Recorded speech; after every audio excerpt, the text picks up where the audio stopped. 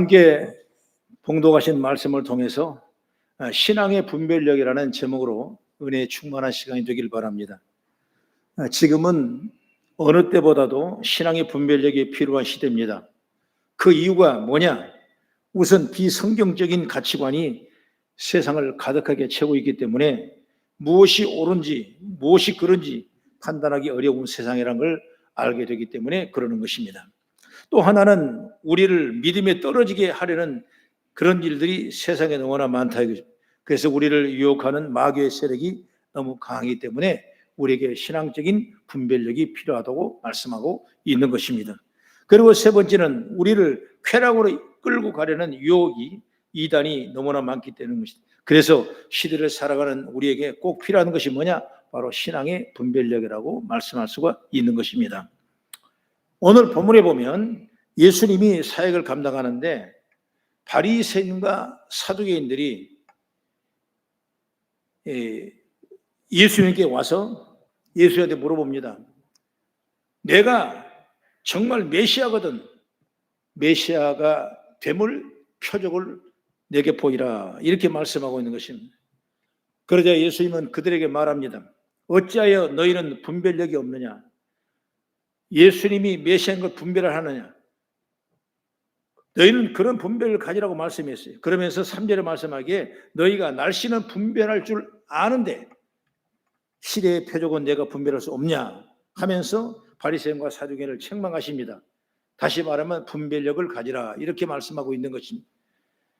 여러분, 우리는 때로는 육신적인 분별력은 강한데 영적인 분별력이 약할 때가 너무나 많아요. 그러나 정말로 영의 축복을 받으려면 영적인 분별력, 신앙의 분별력을 잘 키워서 우리 삶 가운데 아름다운 열매가 맺기를 난 주의 이름으로 축복합니다.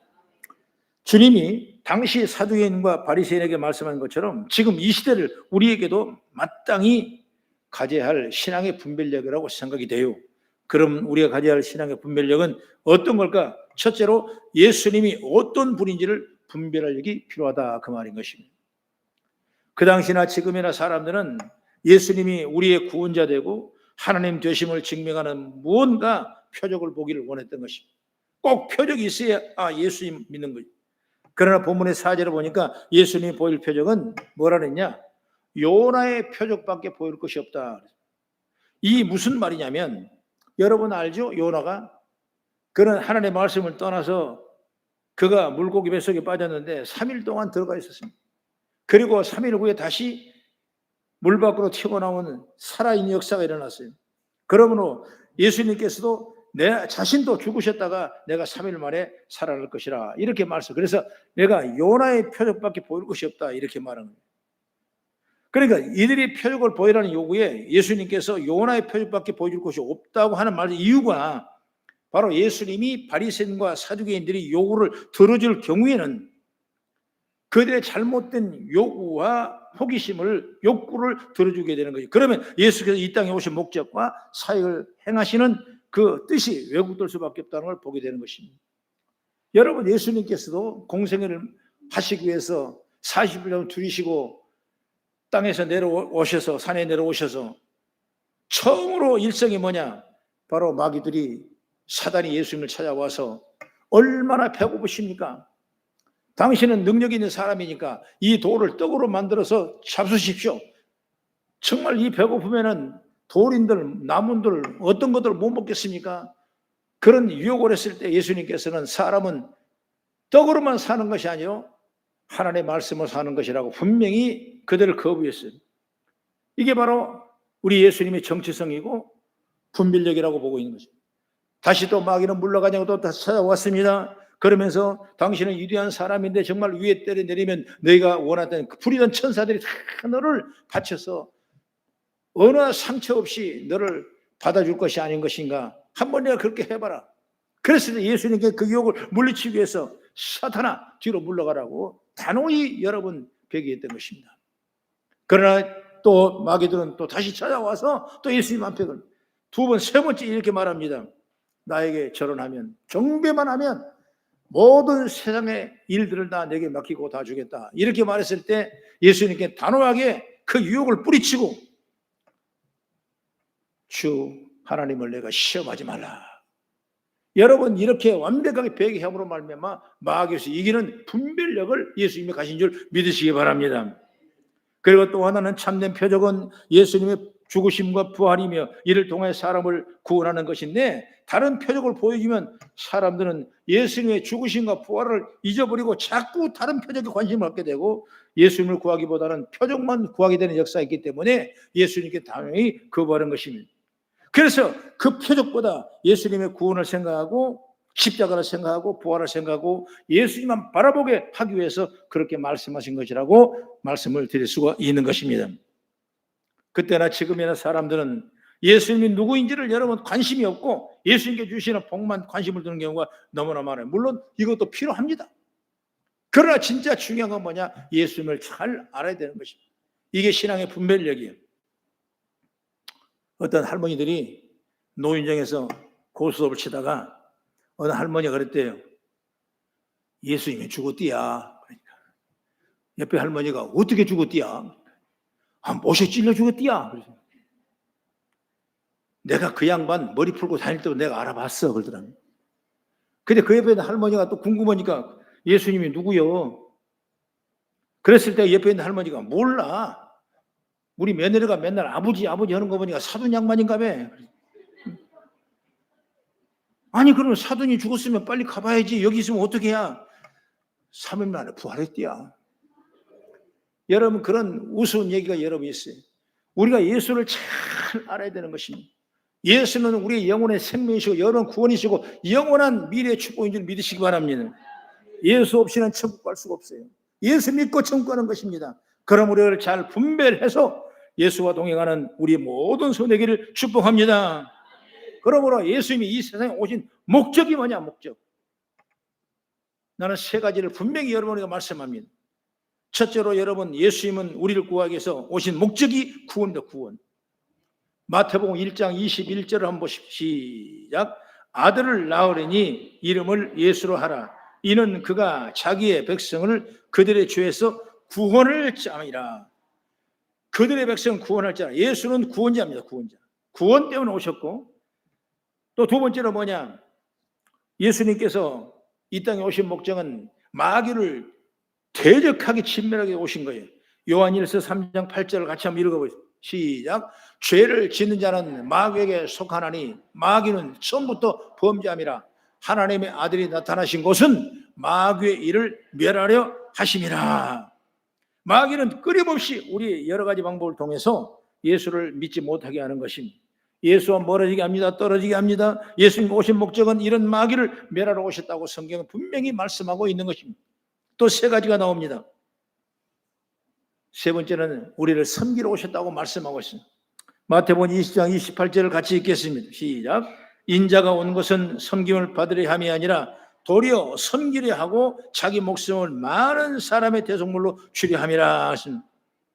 예수님이 세상에 오신 이유가 다시 말하면 우리를 구원하시고 오셨고 마귀를 멸하기 위해서 오셨고 그리고 섬김을 실천하러 오셨다는 걸 안다면 우리는 마땅히 예수를 따르는 성도이자 제자, 우리들도 그렇게 살아야 될 줄로 믿으시기 바랍니다.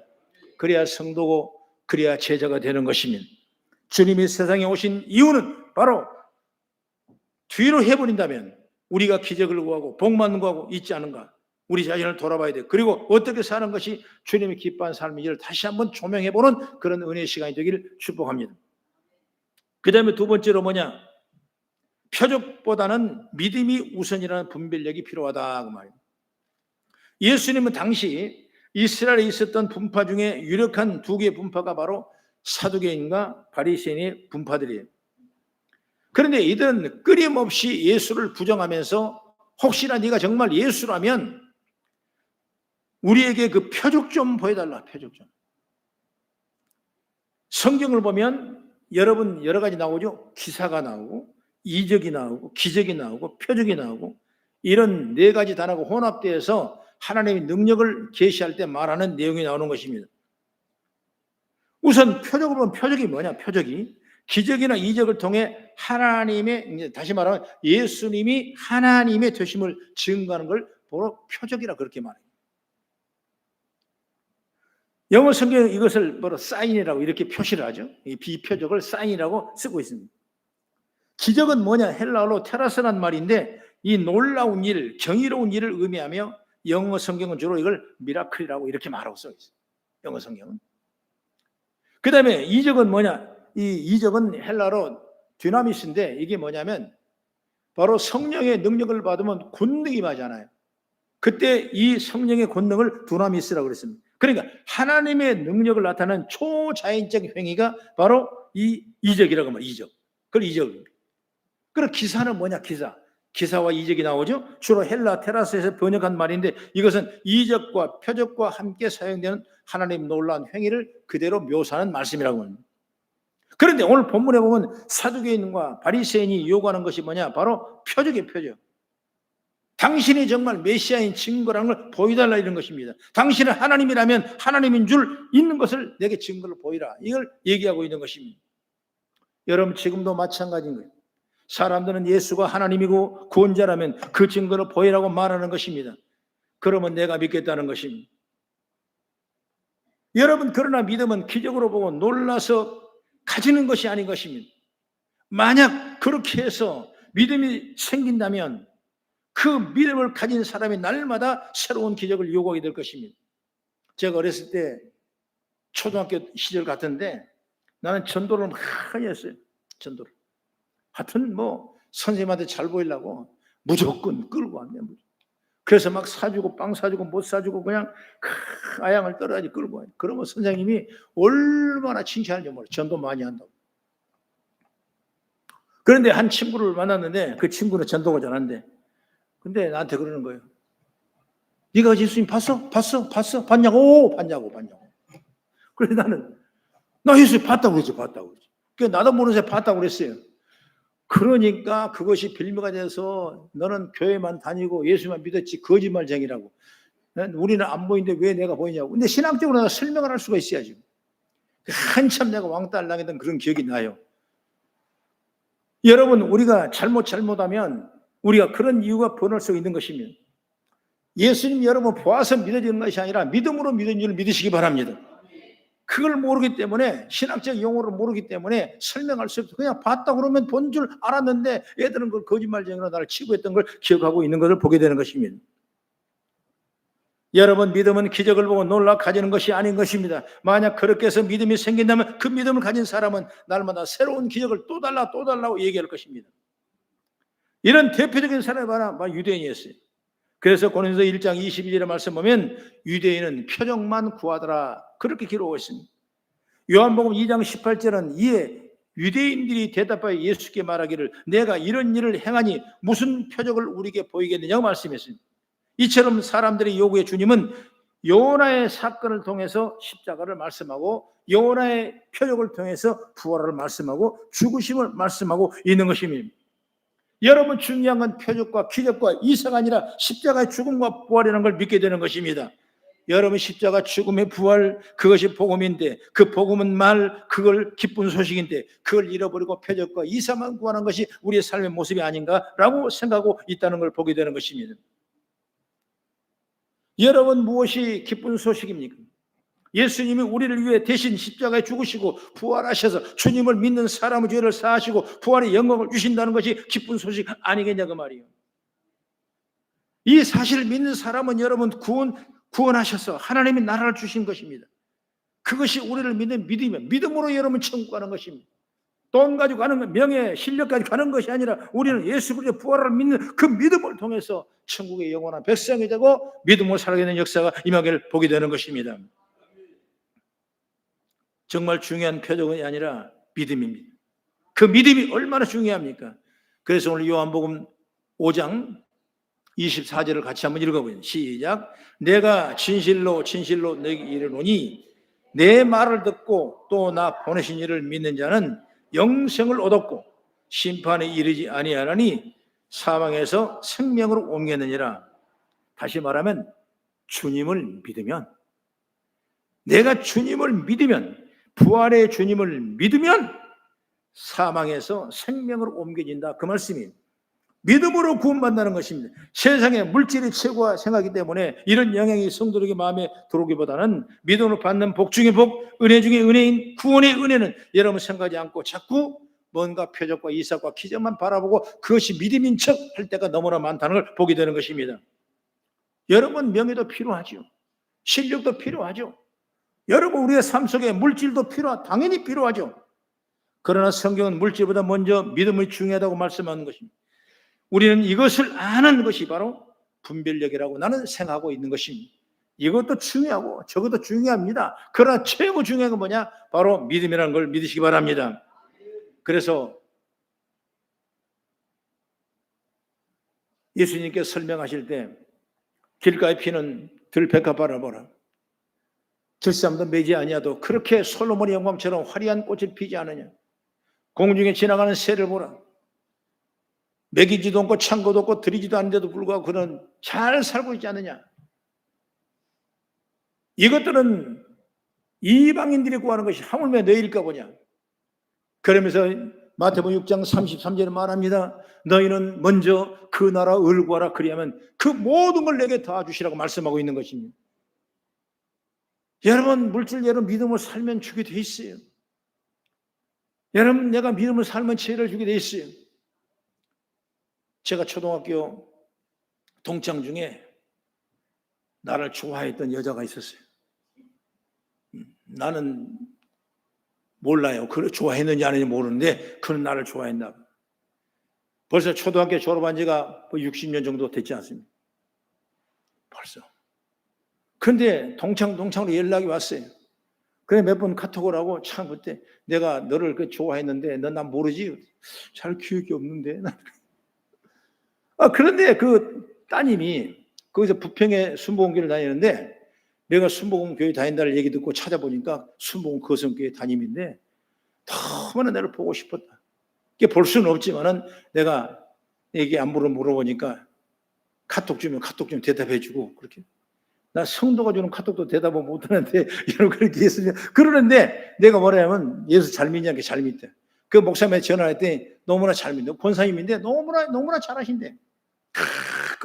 그런데 보니까 엄마표 영어라고 엄마표 영어인가?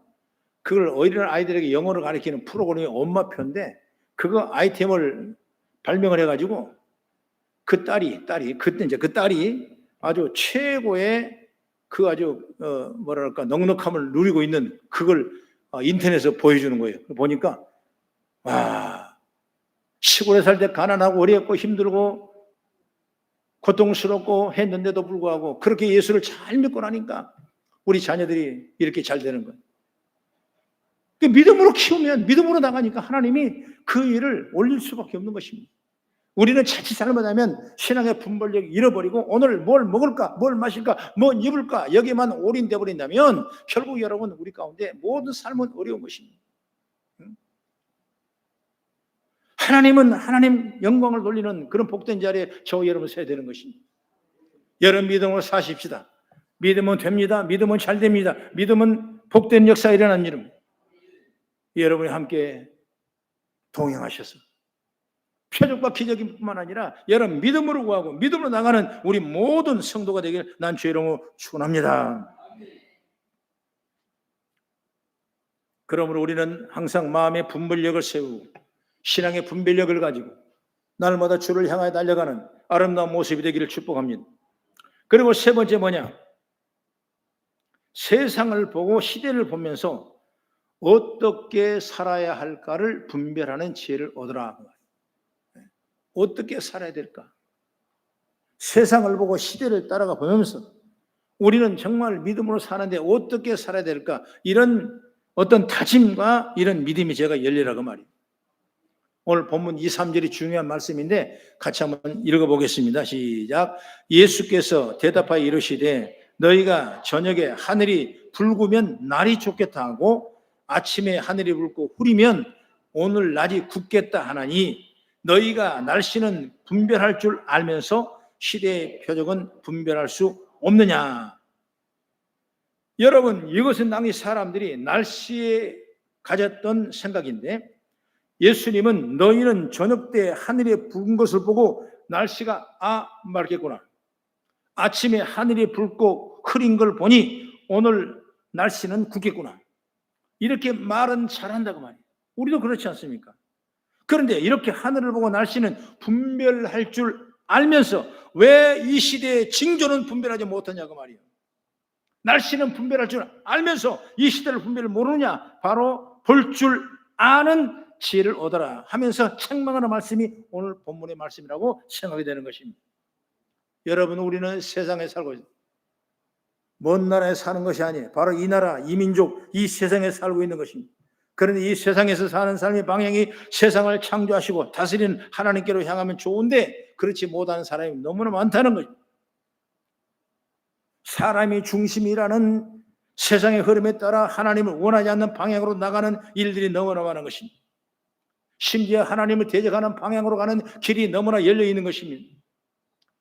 성경의 배경을 보면 이스라엘 백성들이 하나님의 은혜와 사랑을 받았으면 하나님을 향해 나아가야 되는데 자꾸 쾌락과 방탕과 죄악과 우상숭배를 향하기 때문에 이스라엘 백성을 멸하게 하는 하나님의 능력이 있었던 걸 보게 되는 것입니다.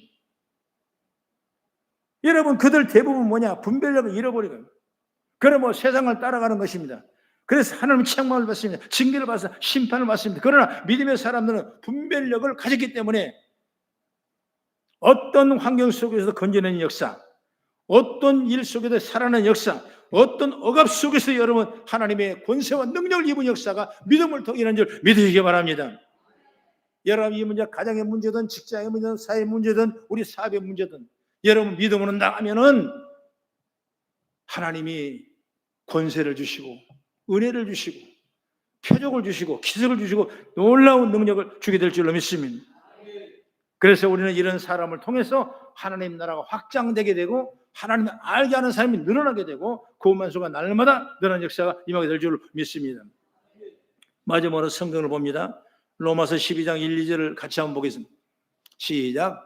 그러므로 형제들아, 내가 하나님의 모든 자비하심으로 너희를 권하노니 너희의 몸을 하나님이 기뻐하신 거룩한 산 제물로 드리라. 이는 너희가 드릴 영적 예배니라. 너희는 이 세대를 본받지 말고 오직 마음을 새롭게 함으로 변화를 받아 하나님의 선하시고 기뻐하시고 온전하신 뜻이 무엇인지를 분별하도록 하라. 이 말이 뭐냐면 당시에 믿음의 사람은 이렇게 살았다고 말이에요. 2000년의 역사든 지금이든 여러분 2000년 후든 여러분 신앙의 분별력은 바로 이렇게 사는 사람을 축복한 줄 믿으시기 바랍니다.